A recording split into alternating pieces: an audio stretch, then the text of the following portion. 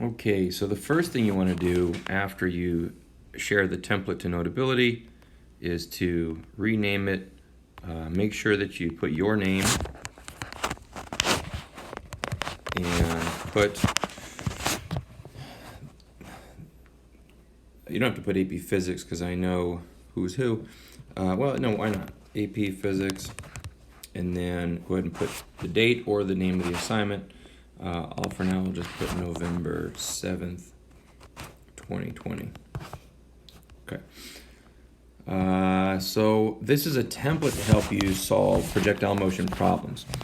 The key is understanding that you can't solve for anything until you boil an equation down to one unknown.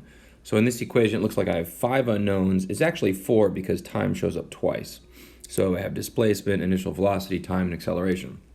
Now, vertical acceleration on Earth is going to be negative 9.8 meters per second squared.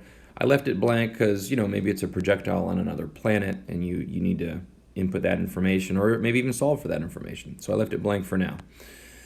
So I'm going to demonstrate how to use this template to solve a problem. So let's go ahead and draw the problem. Let's say we've got this situation where, we've got the ball rolling off the table, right?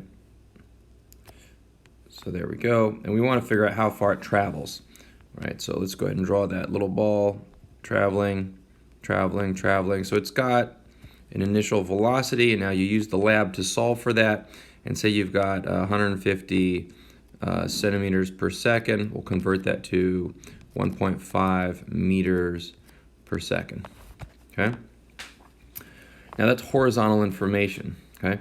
Now we also need to know how far it drops before it gets into the cup. So we'll go ahead and sketch the cup, and we'll say, okay, what is the distance from here to here? And we've measured that information, and I'm just going to make something up. Let's say it's 95 centimeters. So 95 centimeters. So that's going to be 0.95 meters, right? Divided by 100. So that is going to be our vertical displacement, right? So that would be delta x in the x direction. This information is v naught in the x direction. Sorry, I just made a mistake. That's displacement in the y direction, right? It's vertical. Now, that's negative displacement if we call down negative, okay? We don't have to. We could define down as positive. That might be a little confusing right now, so let's go ahead and make that negative, just because that might be more clear to you guys. We'll say the displacement is negative 95 centimeters. So we're saying down is negative, up is positive, and to the right is positive, and to the left is negative.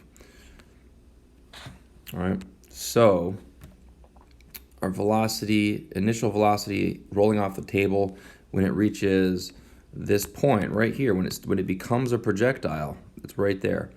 And it has that, we want that initial velocity, and we get from our graph and pivot, 1.5 meters per second, or whatever it is that you got.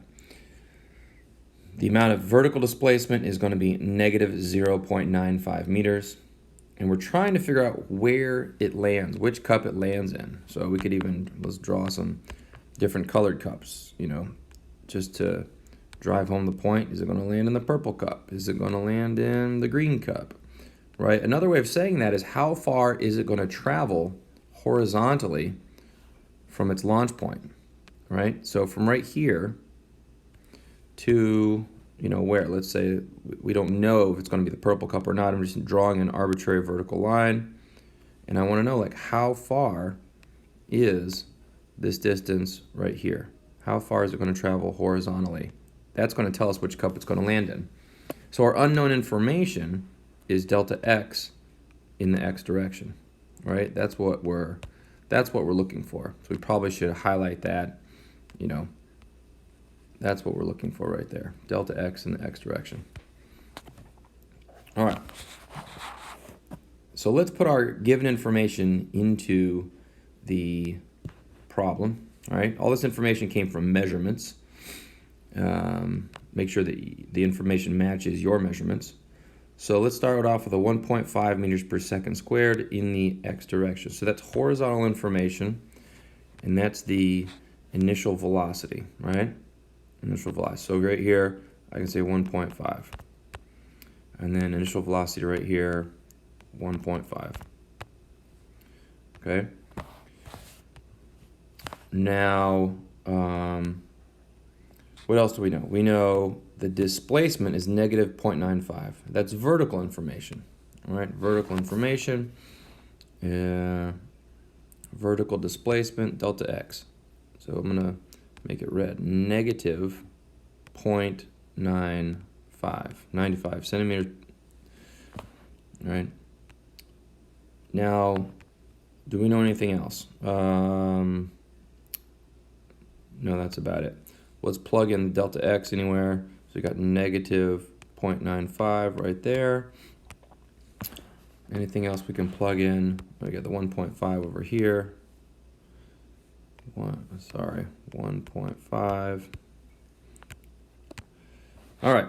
Now, I've started with these big equations, but the truth is, horizontally, a projectile does not accelerate through the air if you ignore friction with the air. So the truth is that acceleration is 0.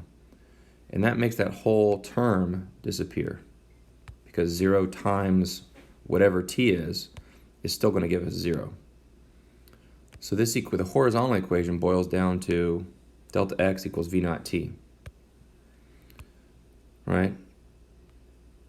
If we substitute a for a with 0 here, again, this whole expression at becomes 0, because 0 times whatever t is goes to 0. And then this is not an interesting equation. We could actually solve it right now. Our final horizontal velocity is also going to be 1.5. The object does not accelerate in the air horizontally. Similarly, right, if we substitute acceleration with 0 here, horizontal acceleration is 0. It doesn't matter what delta x is. That whole term goes to 0. And then all we're left with is v naught squared equals v final squared. So that has to be 1.5. Okay. Now,